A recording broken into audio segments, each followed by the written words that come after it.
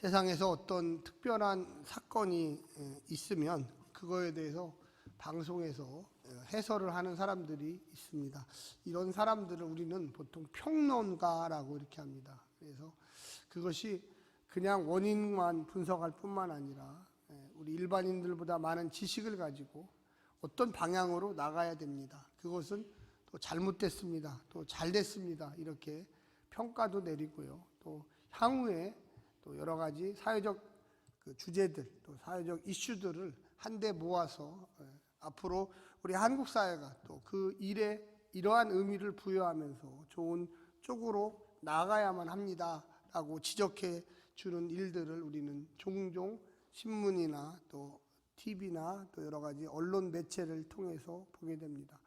우리가 보고 있는 이 복음서도 역시 그러한 기능을 많이 하고 있습니다. 우리가 잘 알고 있듯이 이 특별히 사복음서, 4개의 복음서들은 예수님의 이 땅에서의 삶을 잘 이야기하고 있습니다. 4명의 기록자들이 예수님을 잘 관찰해서 그저 관찰해서 이야기만 해주는 것뿐만 아니라 그 당시에 살고 있었던 처음으로 이 복음서를 읽었던 사람들에게도 무언가 예수님은 누구인가 라는 것에 대해서 분명히 또 이야기를 해주고요. 또 예수님을 따르는 제자들에게는 이쪽으로 가야 한다, 이쪽으로 가야 한다라는 분명한 길 인도자의 역할을 또한 감당하고 있습니다. 오늘날도 그렇죠. 저 같은 이 목회자들이 하나님 말씀을 좀 자세하게 연구를 해서 같이 이 안에서 이 말씀을 나누면서 또 역사하시는 주님의 그 음성을 들으면서 전하는 자나 듣는 자가 모두가 와, 그렇지, 우리가 이 땅에 살면서 예수님의 제자로서 이쪽으로 가야지, 힘을 이쪽으로 모아야지, 이것이 옳은 길이지, 이것이 무언가 영적인 열매를 맺는 길이지 라고 우리에게 도전을 주고 있는 것입니다. 설교라는 것도 그렇고요, 이 복음서에 오늘 요한복음 12장에 나오는 내용도 사실 그렇습니다. 누구나 어떻게 보면 어느 정도 교회를 다니면 다 아는 얘기 같은데 들을 때마다 주님께서 이 자리에 함께 하셔서 우리의 마음을 쿵쾅쿵쾅 때리면서 야, 나의 사랑하는 성도들아, 제자들아, 이쪽으로 가야 한다. 할렐루야. 이쪽으로 가야 한다. 이렇게 알려주고 있습니다.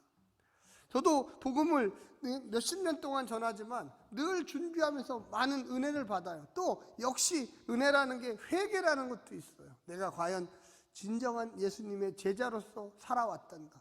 지난 한 주간을 반성하고 또 지난 한 달을 반성하고 또 지난 한 해를 반성하면서 사순절 기간이 매년 이렇게 오고 있어요.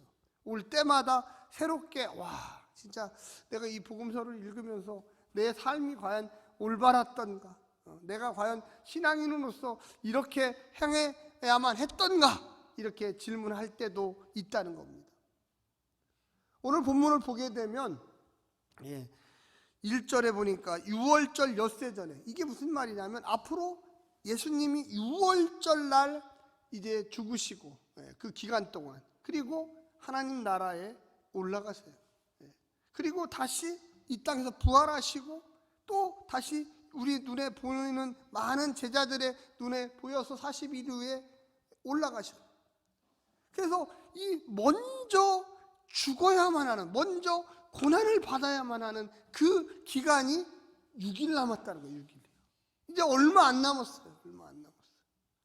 얼마 안 남았는데 그 일이, 오늘의 사건이 어디에서 벌어지냐면 이 베단이라고 하는 곳에서 벌어지고 있습니다. 그래서 오늘 12장 1절에 보니까 이곳은 예수께서 죽은 자 가운데서 다시 살리신 나사로가 있는 곳이라. 이 나사로가 죽었는데 예수님이 그를 다시 살리셨던 곳. 왜 이 요한복음 기자는 이런 얘기를 먼저 여기다가 이렇게 했을까요?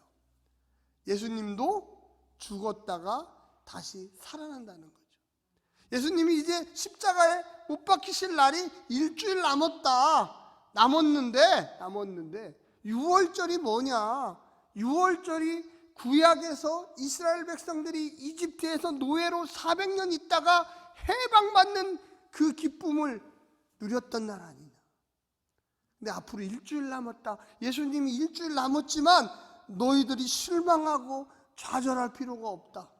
무언가 암시를 주는 거예요. 깊은 암시를 주는 거죠.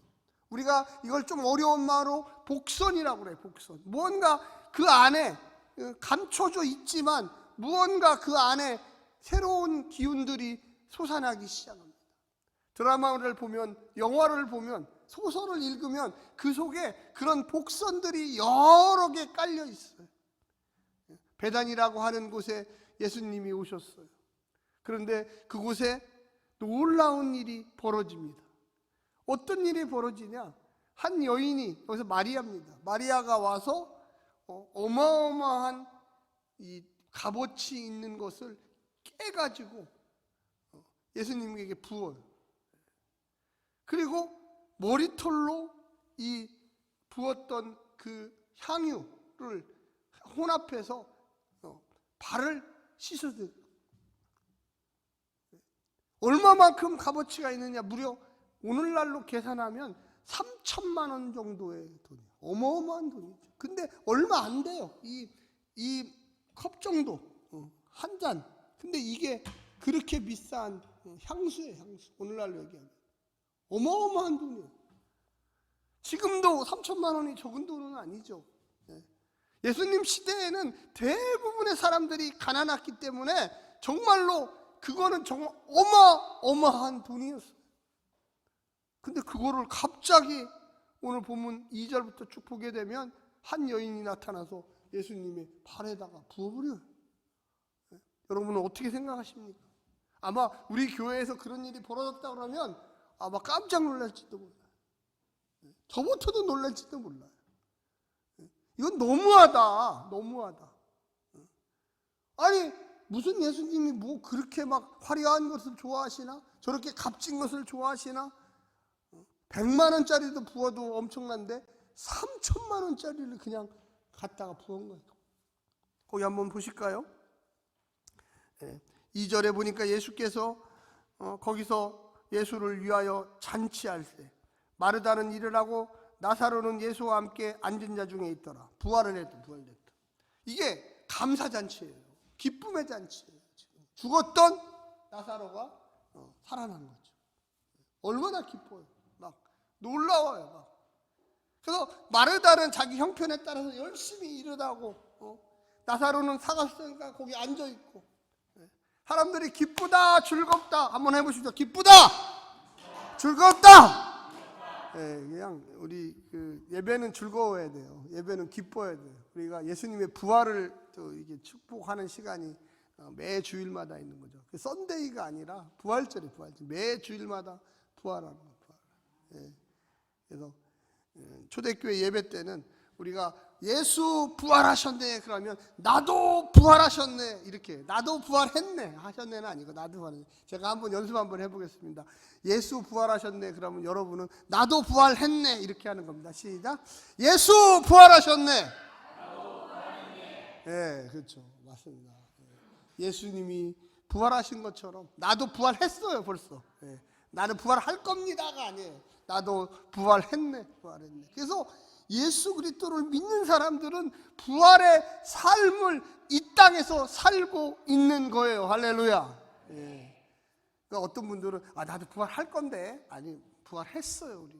우리 안에 예수 그리스도의 생명이 넘쳐 흐르고 있어요. 근데 우리는 그걸 모르고 있는 거죠. 이 자리에 지금 이 잔치 자리에 마르다도 있고 마리아도 있고 부활했던 나사로도 있고 다시 살아난 나사로도 있고 그래서 막 예수님이 살려주신 예수님이 오니까 사람들이 잔치를 하자 기쁘다 즐겁다. 근데 이 분위기를 확 어떻게 보면 깨는 일이 있었어요. 3절에 보니까 마리아는 지극히 비싼 한유 곧 순전한 나드 한 근을 가져다가 예수의 발에 붓고. 이게 굉장히 독특한 거예요. 왜 독특하냐? 유대 풍습에서는 손님이 오시면 물을 한 동이를 이렇게 갖고 와서 그 물 한 동이로 발을 씻기. 발을. 이게 최고의 VIP 대접이에요.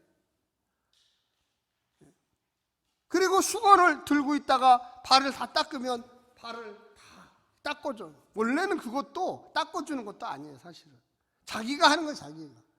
내가 손님으로 이 집에 왔으니까 그 사막에 폭풍, 모래 폭풍들이 많고 하니까 그래서 발을 닦고 그 다음에 수건으로 닦고 잔치에 참여해서 밤새도록. 그래서 이 유대 민족의 잔치는 밤에예요. 밤에, 낮에보다.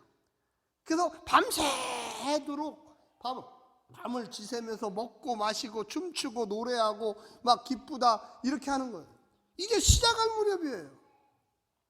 그런데 아니 물 한 동이만 주면 되고 수건만 갖다 주면 되고 또 조금 뭐 높게 한다 그러면 내가 발을 씻어주면 되고 그냥 발레를 수건으로 닦아주면 되는데 이게 전혀 정말로 깜짝 놀랄 일을 한 거예요. 사실 여기 보니까 3절에 있지만 비싼 향유, 오늘날로 하면 약 3천만 원에 가까운 향유를 갖다가 발에다가 들어 벗어요.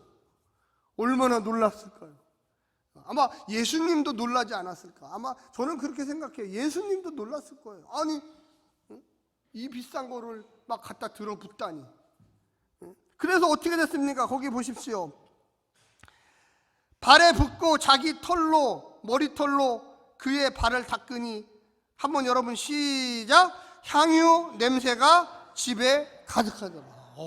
그냥 이 집 안에 전체가 막 이 소동. 물 한 덩어리면 될 거를 3천만 원짜리 향유를 막 갖다가 들어부니까 사람들이 깜짝 놀라고, 모든 사람들이 다 깜짝 놀라고, 예수님조차도, 말은 없지만 예수님조차도 와 이게 뭐냐. 얼마나 좋은지 모르겠어요. 감사합니다. 그래서 4절에 보니까 제자 중 하나로서 예수를 잡아줄 가룟 유다가 말하네. 예수님을 잡아서 유대인들에게, 대제사장들에게 넘겨줄 가룟 유다가 등장해요. 그런데 여러분 잘 기억해요. 여기서 가룟 유다라고 하지만 12제자가 동시에 다 똑같은 생각을 하고 있었어요. 지금 머릿속에. 단지 말만 가룟 유다가 탁 던진 거죠. 여러분은 4절 한번 같이 한번 5절 같이 한번 읽어볼까요? 시작. 이 향유를 어찌하여 300데나리온에 팔아 가난한 자들에게 주지 아니하냐 하니. 물어본 거예요. 마리아에게 너 지금 무슨 행동을 하는 거야? 너 지금 뭐 하는 거야? 이 비싼 거를. 아니 이 비싼 거는 예수님은 이거 팔아서 가난한 사람들한테 주기를 원하지, 예수님한테 이거 하기를 원하니? 막 혼내키는 거예요. 아무리 예수님이 고맙기로서니 3천만 원짜리 이거 향유를 깨가지고 꼭 이렇게 해야 돼? 이거 팔아가지고 가난한 사람들한테 주면은 예수님이 더 좋아하시지. 저 같아도 그럴 거예요. 이거 왜 그러는 거야? 꼭 이렇게 해야 돼? 꼭 이게 맞는 얘기야? 여러분은 어떻게 생각하십니까? 내가 만약에 그 자리에 있었다 그러면 진짜 말은 안 했어도 막 가슴에서 불끈불끈 막 혼내키고 싶은 마음, 막 말리고 싶은 마음, 그 바닥에 떨어진 향유를 다시 주워 담아서 좀 어떻게 좀 해보고 싶은 마음, 그게 너무나 인간적인 마음이에요. 6절에 보니까 제가 읽어보겠습니다. 이렇게 말함은 가난한 자들을 생각함이 아니요 그는 뭐라? 도둑이라. 그래서 가룟 유다가 돈꾀를 맡은 사람이죠. 어느 단체나 가정에나 어떤 인간관계나 이 돈이 참 문제예요. 특히 이 자본주의 시대에 돈 때문에 시험 드는 경우가 너무나 허다하고, 그것 때문에 믿음마저 버리는 경우도 허다하고, 그것 때문에 서로 갈등과 살인과 거짓말과, 이 가룟 유다가 아주 대표적인 사람이에요. 결과적으로 나중에 이 가룟 유다는 스스로 목숨을 버리는 그런 행동에 빠지게 되죠. 시험이라고 하는 거는 항상 멀리 있는 게 아니에요. 자기의 마음이 그 순간에 어떤 특정한 행동이 발생했을 때 드러나게 있어요. 꼭 입으로 이야기한다는 게 아니고 내 마음의 이불은 닫고 있지만 마음속에서 불쑥 그런 행동과 언행과 생각들이 우리를 지배하고 있어요. 가룟 유다만 그랬던 게 아니에요. 12제자 모두가 똑같이 생각했고 단지 가룟 유다만이 말로 이야기를 했던 거예요. 사랑하는 성도 여러분, 우리가 이런 현상, 이런 모습 정말로 너무나 인간적으로 동의가 돼요. 동감이 돼요. 나 같으면 안 그랬을까? 저 같으면 더 했을 것 같아요. 근데 우리가 이 본문에 보게 되면 7절부터 이렇게 얘기합니다. 여러분 한번 같이 한번 읽어볼까요? 시작. 예수께서 이르시되 그를 가만 두어 나의 장래할 날을 위하여 그것을 간직하게 하라. 여기에 핵심이 있습니다. 예수님이 2번 죽는 것도 아니고 딱 한 번 돌아가십니다. 누구를 위해서? 인류를 위해서. 예수님은 예수님 스스로를 위해서 돌아가신 게 아니죠. 제자들은 무려 3년 동안 예수님을 쫓아다녔지만 예수님이 여러 번에 걸쳐서 나는 곧 죽을 것이다 이렇게 얘기했지만 귀담아 듣는 사람이 없었어요. 만약에 귀담아 들었다면 예수님의 장례를 어떻게 준비할까 서로 논의를 했을 거예요. 야, 예수님이 고터라고 하신다는데 우리가 무엇을 해야 되겠니? 만약에 여러분의 부모님이 아프셔서 중환자실에서 입원해 있고 며칠 있으면 의사가 이제 운명하실 것입니다. 장례를 준비하십시오. 이렇게 얘기했다면 형제들끼리 모여서 친척들끼리 모여서 형제들이 같이 야, 우리 어머니 아버지 돌아가신다는데 장례 어떻게 치렀으면 좋겠니? 어디다가 장지를 정할까? 어느 장례식장에서 할까?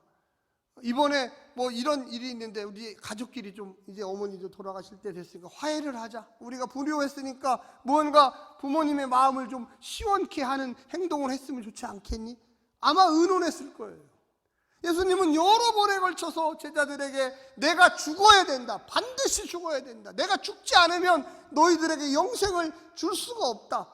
여러 번 얘기했어요. 그런데 귀담아 듣는 사람은 없었어요. 지금 이 마리아의 행동은 자기 형제 나사로를 살려줬기 때문에 감사의 잔치를 베풀고 그 감사의 잔치로 하이라이트로 내가 그동안 아껴두고 준비하고 어쩌면 시집가려고 생각했던 그 향유를 깨트려가지고 그 감사의 마음을 표현하는 너무나 어떻게 보면 인간적이고 단순하고 좀 오버되고 과장된 행동이었지만 예수님은 그 행동을 나의 장례를 준비하기 위한 행동으로 기억하고 있었다는 거예요. 할렐루야. 그래서 가만 두어라. 그 모습이 그 7절에 아까 읽었지만 거기에 보면 이렇게 이야기합니다. 그것을 간직하게 하라. 한번 따라서 해보세요. 그거를 간직하게 하라. 이건 뭐냐면 그 여인이 기념하도록 하라. 우리도 그렇잖아요. 어느 순간을 일생에 기억하고 싶은 순간이 있어요. 어떤 분은 결혼하는 날, 어떤 분은 어디 여행 갔던 날. 내 평생에 어디 다른 나라 여행을 가보니까 너무 인상이 깊어. 내가 누구를 만났는데 정말로 너무너무 좋아. 어떤 분은 누구 유명한 가수의 콘서트에 갔는데 막 20만 원, 30만 원짜리 돈을 내고서 제일 앞자리에 앉았는데 내 인생에 그렇게 행복한 날이 없었어. 내가 좋아하는 가수가 앞에서 노래를 하니까 내 마음속에 얼마나 스트레스가 그냥 싹 풀리고 그 사람이 다른 곳에서 또 혹시 콘서트를 하면 내가 차를 가지고 그곳에까지 가서 그 소도시에 가서 다시 보리라 결심까지 해요. 남들은 이해하지 못해요. 그런데 그분에게는 얼마나 귀하고 좋은지 몰라요. 할렐루야. 예수님은 그 마리아의 그 행동이 그 여인에게 평생에 걸쳐서 기억되는 그 마음으로 내버려 두어라. 여러분 한번 따라서 해주십시오. 마리아를 괴롭히지 말아라. 그런 뜻이에요. 마리아 괴롭히지 말아라. 너희들은 왜 그렇게 바보같이 내가 죽는다고 여러 번 얘기를 했는데도 한 번도 기억하면서 생각지도 못했는데, 마리아가 감사한 마음으로 그 시작한 행동이 내 평생에 딱 나를 위하여 준비한 오로지 한 여인, 그가 오버를 했지만, 그가 무언가 큰 과장된 행위를 했지만 알고 보면 그것이 나의 이 땅에서의 이별을 준비하는 행동이었다. 그리고서 뭐라고 얘기를 하냐면 8절을 제가 읽겠습니다. 가난한 자들은 항상 너희와 함께 있거니와 나는 항상 있지 아니하니라. 물론 육신을 얘기하는 겁니다. 그런데 이 가룟 유다에게 대답하는 거예요. 12제자에게 대답하는 거예요. 너희 주변을 봐라. 여러분, 예수님은 가난한 사람들을 위해서 오셨어요. 가난한 사람들을 결코 멸시하는 게 아니에요.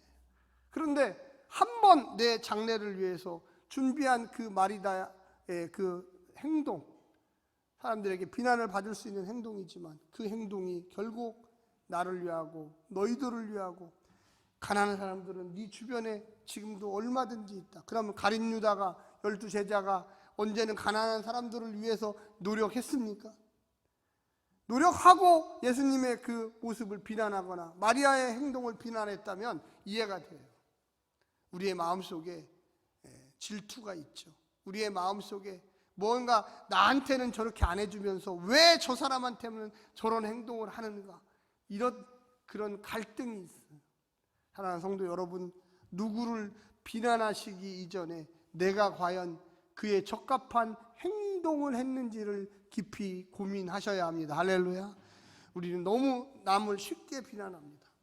오늘 본문에 보면은 남자 이 12제자들은 한결같이 어떻게 보면 무관심한 거예요. 예수님의 죽음에 대해서. 그러나 진정으로 사랑한 한 여자 제자, 이 여자 제자 마리아는 그 예수님의 장례를 준비한 건 아니에요. 그런데 진심으로 자기의 모든 것을 들여서 예수님께 감사 예물을 표하면서 일생일대에 기념된 사건을 마련해 준 것입니다. 할렐루야. 신앙인은 그런 거예요. 신앙인. 사랑하는 성도 여러분, 우리가 이 땅에서 살면서 정말로 예수 그리스도의 제자인지를 생각해 보셔야 돼요. 가난한 사람들은 늘 우리 주변에 있어요. 정말로 그 가난한 사람들을 생각한다면 우리가 어떻게 살아야 되는지에 대해서 다시 한번 질문합니다. 예수님의 제자들이 나중에 예수님이 죽으시고 부활 승천하시고 하늘나라에 올라가는 것을 보고서 그때서야 예수님이 왜 그렇게 이 땅에서 죽어야 되는지에 대해서 계속 반복적으로 얘기했는지를 깨달았어요. 결과적으로 예수님의 12제자들도 나도 죽어야 하는구나. 할렐루야. 예수님을 따라가다 보면 이해할 수 없는 행동, 교회 안에서도 서로 힘들어하는 그 과정들, 갈등들이 있어요. 그때 한번 따라서 해주세요. 내가 죽어야 하는. 네, 내가 죽어야 돼. 내가 죽으면 우리 교회가 살고, 내가 죽으면 우리 가정이 살고, 내가 죽으면 우리 형제자매들과 있던 갈등들이 다 사라져버려요. 어느 순간에. 마리아와 마르다가 두 여자자가 진실한 제자였어요. 예수님은 그 얘기를 하고 싶었던 거예요. 야, 이 남제자들을 3년 동안 쫓아다녔는데 너희들은 내 마음을 모르는구나. 아직도 모르는구나. 그런데 그 별로 쫓아다니지도 않았지만 그 여인 마리아는 예수님의 진실한 마음을 어떻게 보면 알았던 거예요. 하나님이 깨닫게 하셨겠죠. 야, 이번에 예수가 오는데 너 그 형제 나사로를 살려줬는데 네 모든 것을 다하여 그를 잘 섬겨라. 근데 알고 보니까 그게 예수님의 큰 장례식을 준비하는 것이었어요. 할렐루야. 마음. 우리가 예수의 제자로 이 땅에 살아갈 때 어떠한 마음의 자세로 살고 있는가? 예수님은 지금 우리 가운데 거하십니다. 이 예배 가운데 오셨을 거예요. 정말로 내가 가난한 사람들의 그 바라보면서 예수님이 야, 네 주변에 가난한 사람들이 얼마나 많으냐. 늘 항상 있다. 그들을 너희들은 어떻게 섬길래? 나는 이제 육신은 하늘로 올라간다. 그런데 너희 주변에 있는 가난한 사람들을 진심으로 사랑하고 섬기기를 바란다. 할렐루야. 가난한 사람들을 버리는 게 아니에요, 예수님. 의외로 이번 기회를 통하여 더 가난한 사람들을 집중적으로 바라봐라. 가룟 유다처럼 돈깨를 맡아가지고 돈만 바라보다가 예수님이 메시아인지도 잃어버리고 정말로 뭐가 중요한지도 모르고 화가 나면 그냥 입으로 뱉어버리는 그런 일은 하지 마라. 이제부터는 우리가 예수 그리스도의 사랑의 눈으로, 예수님의 마음으로 내 옆에, 앞에, 뒤에 있는 우리 사랑하는 형제 자매들을 바라보시기를 간절히 부탁드립니다. 집에 돌아가서도 마찬가지예요. 내가 예수님의 마음으로 내 아들과 딸과 며느리와 사위와 친구와 직장 동료들을 꼭 바라보시기를 간절히 부탁드립니다. 그게 바로 참 제자입니다. 그게 바로 참 행동의 근거가 되는 거예요. 우리가 이 안에서 메시지를 받으면서 가난한 자들은 너희와 항상 있다라는 그 예수님의 말씀을 꼭 머릿속에 기억하시기를 간절히 부탁합니다. 그 가난한 자들을 제대로 대하면 예수님께 대하는 거예요. 예수님께.